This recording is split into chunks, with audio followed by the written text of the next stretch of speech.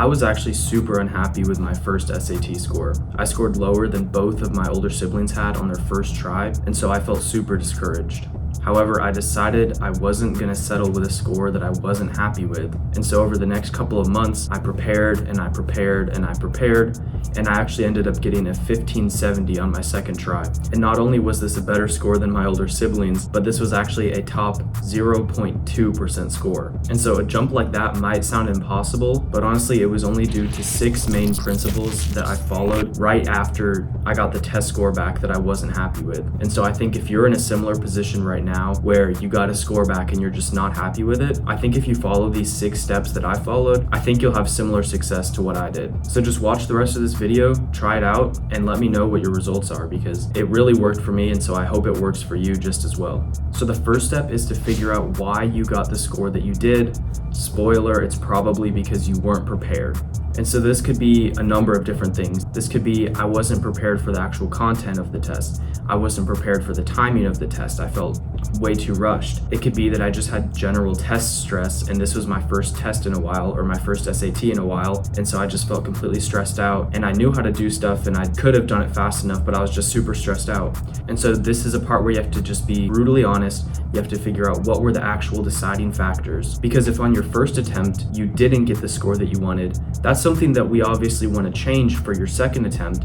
And so if you don't figure out where you need to make that change, you're not going to make the change in the first place. So that's step 1, is figuring out your actual problem. Step 2 is pretty much condensing this into a single statement that should be a sentence or less about why you failed your test. And you need to figure it out, because what this is going to do is it's going to demystify the SAT, and it's going to set a realistic point of view for yourself of why you didn't get the score you wanted. So an example of a statement like this could be, I was rushed for time. Just as simple as that. And when you're saying this, you're not trying to justify it. You're not trying to make excuses. Oh, I was rushed for time because this year they made the questions a little bit harder and a little bit longer. You're not doing anything like that. All you're doing is you're saying why you failed, or failed in your eyes at least, why you failed the test. And so a simple statement like, I was rushed for time, does just that. And like I said, this is going to demystify the exam. And another thing it's going to do is it's going to take this giant behemoth of a test and it's going to simplify it into what is actually your struggle point. So instead of thinking, oh, I need to study so much for the SAT and there's so many different topics and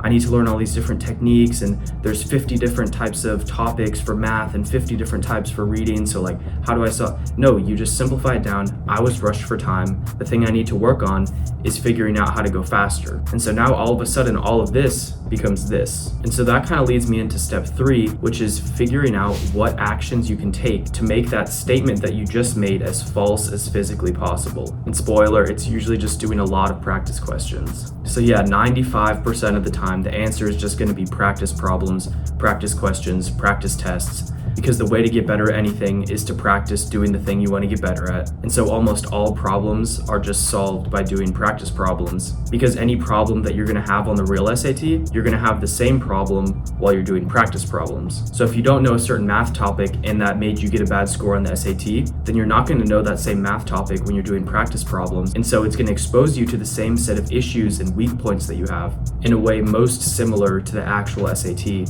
And so this is going to be what actually moves the ball, what gets your score up, and what's going to make a difference between your first score and your second score. Because you don't want to be one of those people who takes 2 SATs and gets the same score or even a lower score because they didn't prepare correctly. And so I want you to think of this as like, you're not only trying to disprove this statement, you're trying to make it so that if someone read this statement about you, they would laugh at it because of how incorrect it is. So say that we go with the statement that I said earlier, which is that I was rushed for time. Well, what's the solution to that? You're going to do practice problems over and over, but as you go, you're going to time yourself and you're going to reduce the time each time that you do a problem set until you're doing the problem sets in 2/3 of the actual allotted time for the SAT. And so come test date, you're going to go through the problems in 2/3 of the time. You're going to have 1/3 of the time to go back and actually just re-go over any of the tricky problems. And if someone were to hear the statement about you that you used to be slow on the test or that you used to be rushed for time, they would laugh at it because now you're going through faster than everyone else is. And so you not only want to disprove the statement, but you want to make it laughable. Now step 4 is to find a time 3 to 4 times a week minimum that you can devote to studying for the SAT. Or I'll say studying, but that really just means preparing in whatever way that you have to prepare based on the weak points that you figured out in step 2 and 3. And I'm going to say this because it's just like, it's mind-blowingly simple,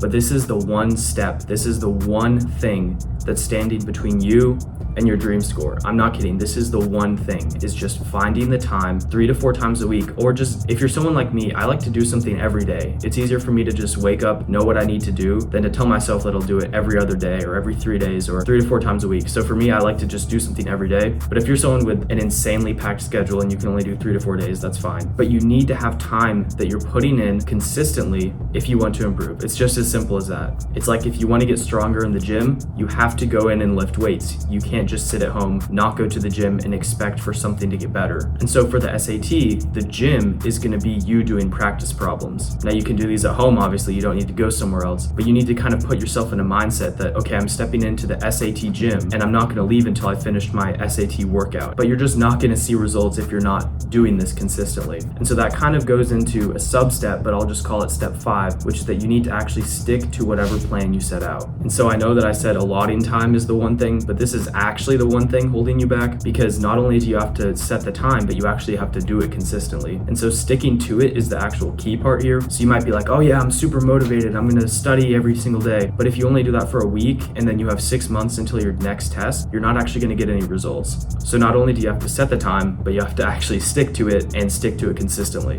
And now the thing about learning anything is that it's not going to be a straight line from A to B. You're going to have to adjust as you go. And so that's actually step 6, is adjust as you go.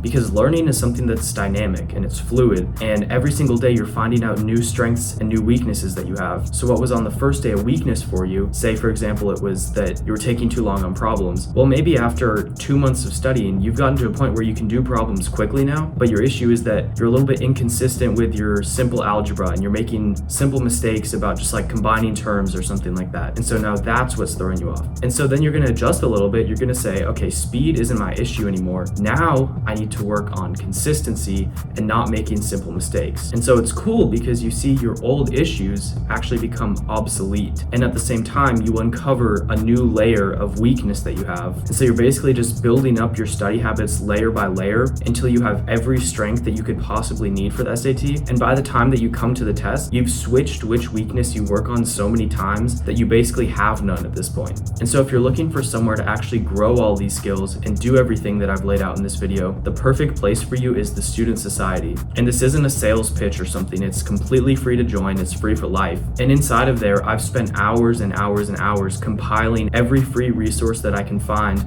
into one location, and I've recorded tutorial videos for every single topic on the SAT. And then on top of that, there's thousands and thousands of practice problems that I've compiled in there. I have things like daily problems that I post in there so that you get a reminder every single day to study and practice. And there's over 500 other students in there right now. And the cool thing is that everyone in there is super active. So if you have a problem that you can't quite figure out or the answer key doesn't make sense to you, you can just post it in there. You'll get a reply from another student within 30 minutes. They'll list out every single step for you, and they'll really explain it better than most tutors, I would say. And like I said, you're getting this entirely for free. So if you're really wanting to improve, you're not happy with your first SAT, this is the perfect place for you to put those study habits into practice and to actually improve your score in a meaningful way.